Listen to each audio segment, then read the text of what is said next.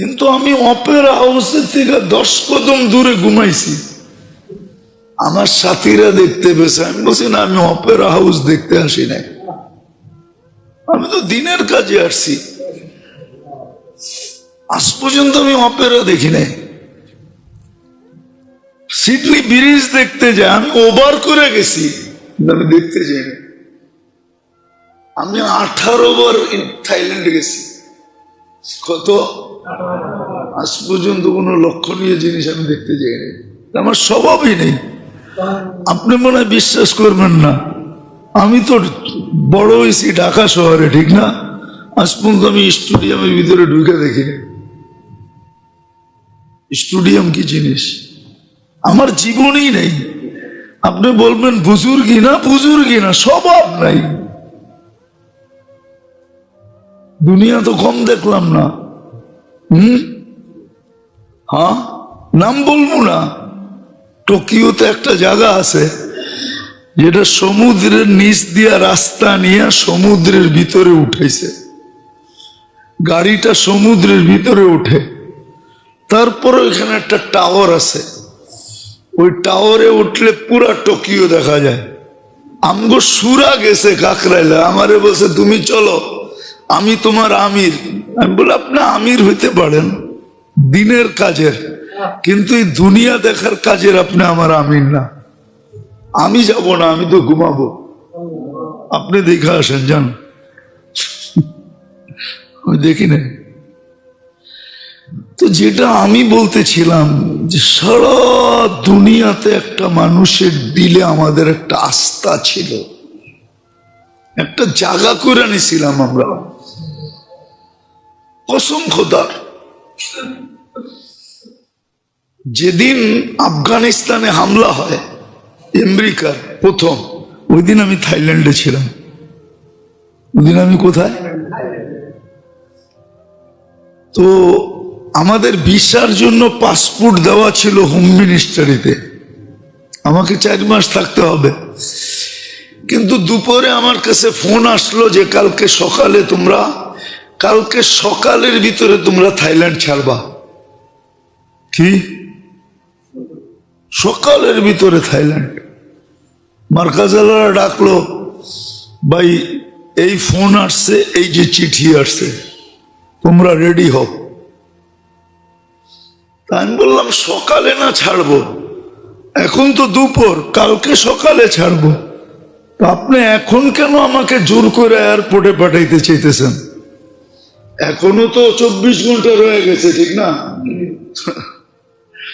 আমি আমির ছিলাম, আমি সাথীদেরকে বললাম ঠিক আছে, আর জমিন তো আল্লাহর, ইন্নাল আরদা লিল্লাহ।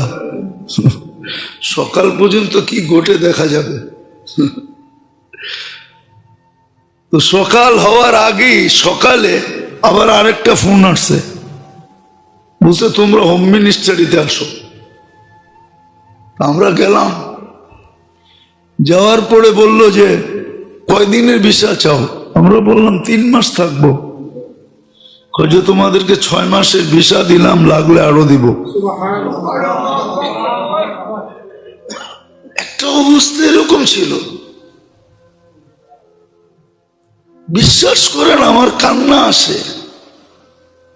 আজকে আমি একটু দূরে, কেননা সারাদিন প্রোগ্রাম থাকে।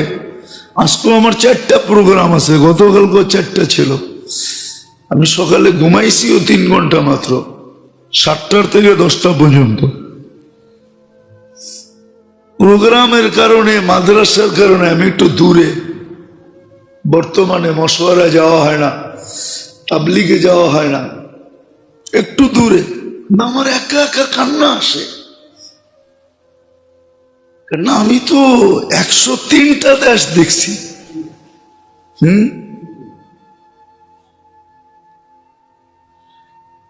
কিন্তু আমার কান্না আসে এখন একা একা, কাউকে বলতে পারি না। কান্না বললে সব কেউ মানবে না। মানুষের মেজাজ যখন বিগড়ে যায়, মানুষ যখন বিগড়ে যায়, ওর কাছে সঠিক কথা উল্টা লাগে। দেখেন না, রুচি নষ্ট হয়ে গেলে মিষ্টিরে তিতা কয়। যখন জ্বর হয় প্রচন্ড, মিষ্টি দিলে কি কয়, দূর সরাও, ঠিক না? এখন এদের রুচি নষ্ট হয়ে গেছে, আমার ভালো কত ভালো লাগবে না, আমি একা একা কাঁদি। যে কি সম্মান চোখে দেখছি। আপনি বিশ্বাস করেন, আজ থেকে অনেক দিন আগের কথা, অনেক দিন আগের কথা, আমি নিজে চোখে দেখছি ফুল মিনিস্টার, একজন না, দুইজন না, তিনজন না, 6 জন মিনিস্টার জুতা নিয়ে কারাকারি করতেছে। আমার এই চোখে দেখা বলতেছি আমি। কে জুতা নিবে? আমার মনে আছে এক দেশে আমি গেছি, তো বিলকুল এখন পর্যন্ত গাড়িতে কিন্তু যখন ব্র্যান্ড নিউ গাড়ি আসে, আমাদের দেশে তো ব্র্যান্ড নিউ আসে না, ব্র্যান্ড নিউ গাড়িটা কিন্তু পলিথিনে পেঁচানো থাকে, বডি ছাড়া, বডির উপরও পলিথিন লাগানো থাকে, পলি একটা বিশেষ পলি থাকে, ওটা গ্লাসে লাগানো থাকে, সিট সুট পলি গাড়ি নিয়ে আসছে, বলতেছে হুজুর ব্র্যান্ড নিউ, শুধু আপনি বসলে উদ্বোধন হবে, এছাড়া হবে না, নাইলে এই গাড়ি রিটার্ন চলে যাবে। আমার মনে আছে আমি এক দেশে গেছি, আমি একা ছিলাম, একা, গাড়ি আসছে 12টা, আমি কোনটায় বসবো বলেন? যাদের এত বড় জায়গা ছিল দিলে, আজকে ওদের কর্ম দেখেন, ওরা কি করে মানুষের সামনে দাঁড়াবে যে আমরা দিনের মেহনত নিয়ে আসছি। এখন পর্যন্ত তো আমাদের মেজাজ ঠিক আছে, ঠিক না? না ঠিক নাই? এখনো শ্রদ্ধার একটু ছোঁয়া আছে, কিন্তু দুদিন পরে যদি এটা উঠা যায়, নাম লওয়ার লগ যদি মানুষ জুতা উঠায়, যে তো করে জুতা গেলি এখান থেকে,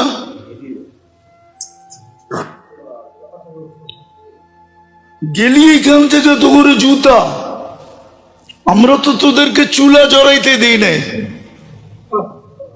আমরা তো বিদেশে কোনো বিছনা নিয়ে যাই না, যাই নাই কোনোদিন বিছনা নিয়ে, কেননা এত বিছনা থাকতে আমি বিছনা নিয়ে যাবো কেন? হ্যাঁ, 50টা বিছনা তো আমার জন্য অপেক্ষা করতেছে, বিছনা কেন নিব? কিন্তু এখন যদি মানুষ জুতা দেখায়, আল্লাহ তো দিল পাল্টায় দিলেও পারে, ঠিক না? আমি কোনো গ্রুপ হিসাবে বলতেছি না, দুনো গ্রুপকে বলতেছি। কি এই যে গ্রুপ হয়ে গেছে, আমি দুনো গ্রুপকে বলতেছি, যদি 2 দিন পরে জুতা দেখায় মানুষ, গেলি এখান থেকে, কি করবেন? ভাবেন না একটু? আর এটা হয়েছে কেন জানেন? ওই যে বললাম না, শুধু শিক্ষা, শুধু, এটার সাথে আরেকটা জিনিস যোগ হয় না, শুধু শিক্ষার কারণে আল্লাহ রসুলের হাদিস সত্য, ইউদফান উমরিকা সায়াতি আলাইকা সামান কাসীরুন খুতাবাউহু, প্রত্যেক ব্যক্তি বক্তা হবে, প্রত্যেক ব্যক্তি। আরেকটা কথা বলি, মনে উঠলো দেখে বলতেছি, আবার কেউ হয়তো এটা বিরূপ ভাব নিতে পারে, ভয়ও পাইতেছি আবার। অতীত 15 বৎসরে দেখতাম ওয়াজে গেলে কিছু লোকের ওয়াজ সারা আমাদের ওয়াজ শুরু হতো না, কিছু লোকের, এরা এমন এমন ওয়াজ করতো, মনে হয় যে আমরা ওনাদের কাছে ভর্তি হইলে ভালো হয়। ইদানিকও দেখতেছি এরকমই কিছু লোক প্রথমে এসে ওয়াজ করে, ওয়াজ যদি না দেওয়া হয়, লাগে বক্তার লোগো লাগে, মাদ্রাসা লাগোর লোগো লাগে। আসলে এগুলা কেন জানেন? ওই যে বলে শিক্ষা আছে কিন্তু সাথে আরেকটা জিনিস অ্যাড নাই, আরেকটা জিনিস অ্যাড নাই। আগে ছিল প্রত্যেক চাকরির আগে ট্রেনিং ছিল, লম্বা ট্রেনিং দিতে হতো তাকে, তারপরে তাকে জয়েন্ট করতে হতো।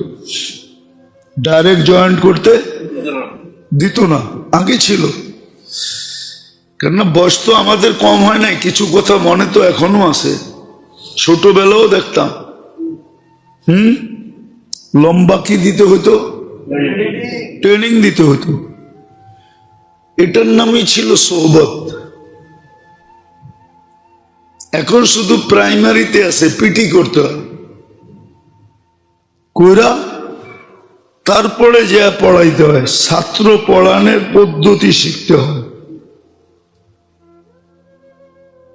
কিন্তু এখনো নাই, এখন আবার নাই, এটা খুব কম, খুব কম, খুব কম।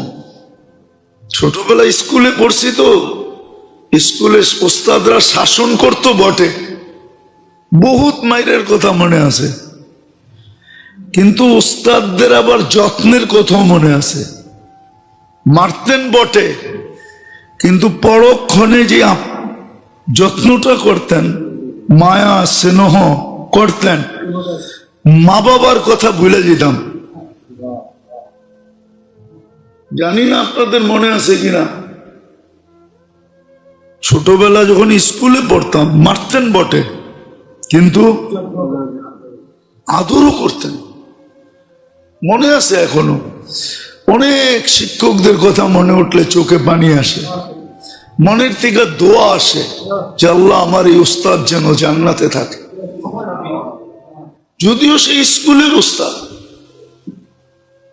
এমনকি মুসলমান তো মুসলমান, কেননা আগে প্রত্যেক প্রাইমারিতে দুইজন ধর্মীয় শিক্ষক ছিল, একজন হিন্দু একজন মুসলমান। হিন্দু শিক্ষককেও দেখতাম এত আদর করত, শাসনও করত, আবার আদরও করত। এখন শুধু শিক্ষা আছে, সাথে যে আরেকটা জিনিস দরকার, সোহবত, ওটা নাই, ওটা নাই। এমনকি দিনদারির ভিতরেও নাই, যার কারণে আমি ভাবতেছি, কথাটা মুখ দিয়ে চলেই আসছে, আমি গ্রুপিং করতে চাইতেছি না। আজকে এক মহান মেহান্নত তাবলীগের, যেইভাবে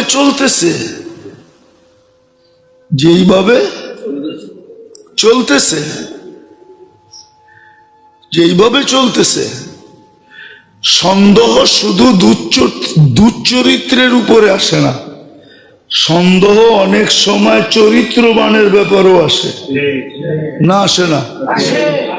আসে না? আমি ভাবলাম দুই দলের এক দল তো হক হবেই, ঠিক না? আর এটাই হক, যেদিকে ওলামা একরাম আছে ওটাই হক, আমি মানি। কিন্তু আমার কথা হলো এটা যে চুন খায়া মুখ পড়ছে, দই দেখা বয়না পায়। চুন খায়া গিয়েছে, এখন দইও তো চুনের মতোই সাদা, ঠিক না? হ্যাঁ, চুনের মতোই এখন দই দেখা ভয় পাইতেছে, ঠিক না? আমার কথা হলো হক যেটা, কয়েকদিন পরে মানুষ এটা দেখো ভয় না পায়। মনে হয় কেউ আমারটা অপব্যাখ্যা করেন না, এই জন্য আমি দুটোটাকে বলছি, একটাকে বলি নাই। হক তো ওইটাই যেখানে ওলামা আছে, কিন্তু ওই যে একটা কথা আছে না, চুন খায়া মুখ পড়ছে, দই দেখলে ভয় পায়। হ্যাঁ, বক বেকা দেখা মনে করতেছে ক্ষীরও বেকা। ক্ষীরের কাহিনী শোনেন নাই? অন্ধের ক্ষীর। এরকম না হয়ে যায় যে দুটার প্রতি মানুষের বিরূপ প্রতিক্রিয়া সৃষ্টি না হয়। তোমরা বুঝলাম টঙ্গী মাঠে জিতা গেলা, নির্দিষ্ট ক্ষেত্রে জিতা গেলা, এই 2.5 লক্ষ 3 লক্ষ মসজিদে জিতবা কি করে? 65টা জেলায় জিতবা কি করে?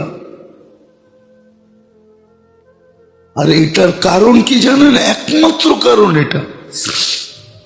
এটা সর্বক্ষেত্রে, আমার কথা মেনে নেন, সর্বক্ষেত্রে এটা, সর্বক্ষেত্রে এটা। এই জন্য সব জিনিসের উস্তাদ লাগে। কি লাগে? কি লাগে? উস্তাদ লাগে। সব শিক্ষার সাথে সোহবত লাগে। সোহবত যদি না হয়, সোহবত আপনি যত বড় শিক্ষিত হন না কেন, শয়তান আপনাকে কিভাবে ল্যাং মারবে আপনি জানবেন না। এই জন্য আমরা দেখি, তো আমরাও দেখি ভালো যোগ্যতা সম্পূর্ণ আলেম, কিন্তু সোহবত নেই। না থাকার কারণে মাঝে মাঝে হক বুঝাইতে যায় এমন জায়গায় হিট করে যে ওর ভিতরের হকই ফাঁকি হয়ে যায়। ভিতরের হক, কিন্তু ও জানেও না যে ওই হকের থেকে সরে গেছে। নাইলে ও এমন জায়গায় হিট করলো কেন? এমন জায়গায় হিট করলো, কিন্তু ওরে যদি জিজ্ঞেস করেন ও বলবে আমি তো সব বলছি, আমি তো সত্যটা তুলে ধরছি। নিজেকে বলবে আমি হক, কি?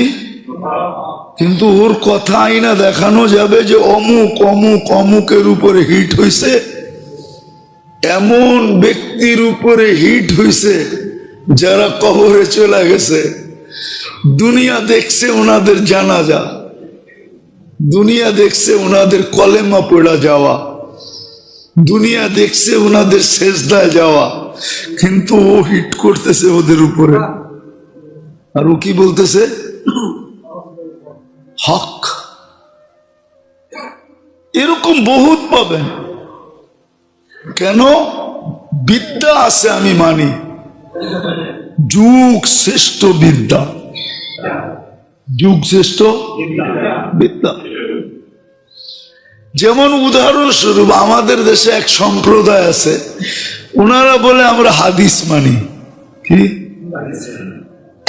আমিও বলি এরা হাদিস মানে, কিন্তু হাদিস মানার আড়ালে এমন ব্যক্তিদেরকে হিট করে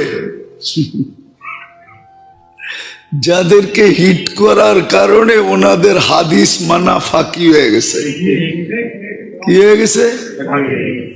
কি হয়ে গেছে? ফাঁকি হয়ে গেছে।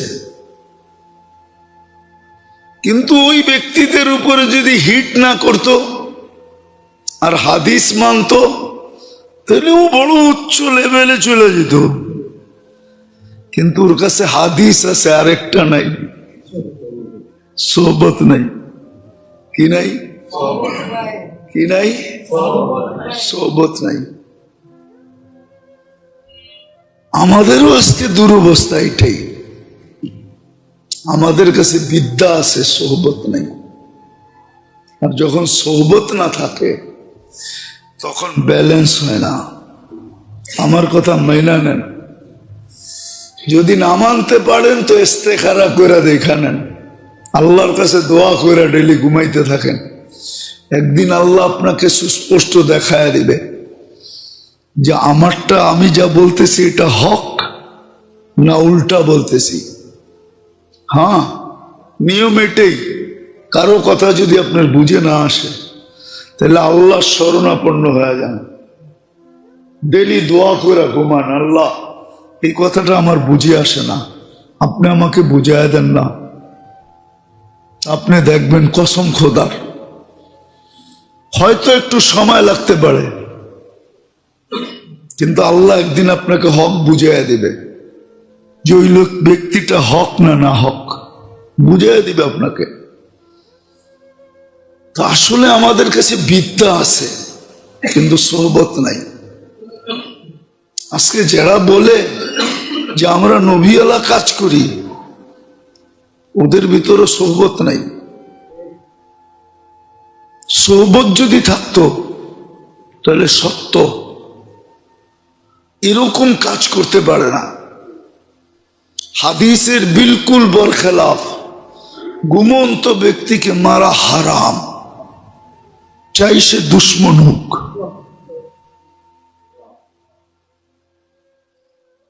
চাই সে খোদা দ্রোহী হোক, তাকে ঘুমন্ত মারা যাবে না। ঘুমন্ত ব্যক্তিকে মারা হাদিসে নিষেধ, এই কাজ করে না।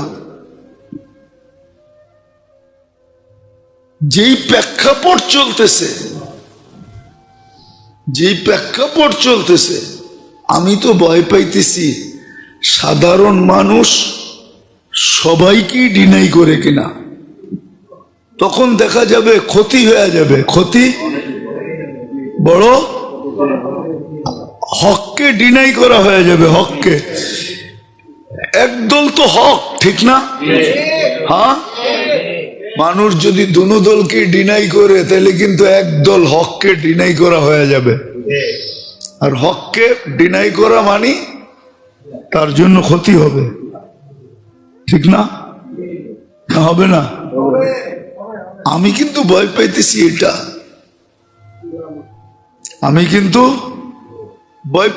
এটা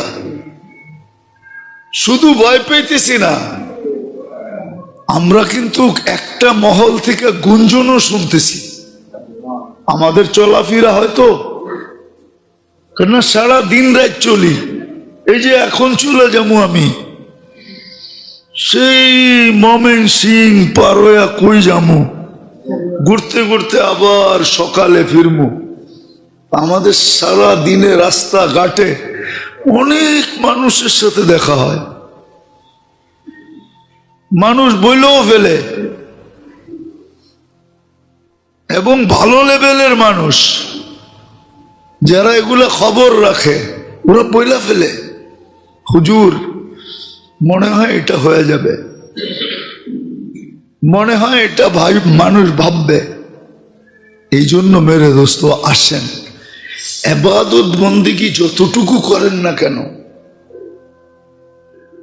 সাথে সাথে নিজেকে সোহবতে রাখেন, পাল্লা ব্যালেন্স করার জন্য, নাইলে কিন্তু ইবাদত বন্দেগী ফাঁকি হয়ে যাবে। কেননা আমিও মুফতি, আমার সাথে টকি, আমিও পীর, আমার সাথে টকি, ডবল পীর।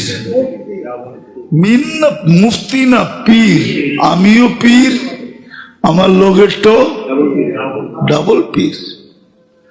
ও কিন্তু শয়তানের ভিতরে সবচেয়ে বড় পীর, যেটা আমার লোকে লাগছে। এই জন্যই তো হাদিসের ছোট শব্দ আল ঈমান বাইনাল খাউফি ওয়ার রাজা, এটা কিন্তু একটা থার্মোমিটার। কি থার্মোমিটার? এই জন্য তো আলী ওমর রাদিয়াল্লাহু তাআলা আনহু বলেন যে আপনার কাছে ভয় কতটুক? বলে একজন মানুষ যদি জাহান্নামে যায় আর কেউ না যায়, আমার ভয় লাগে, হতে পারে আমি ওই ব্যক্তি।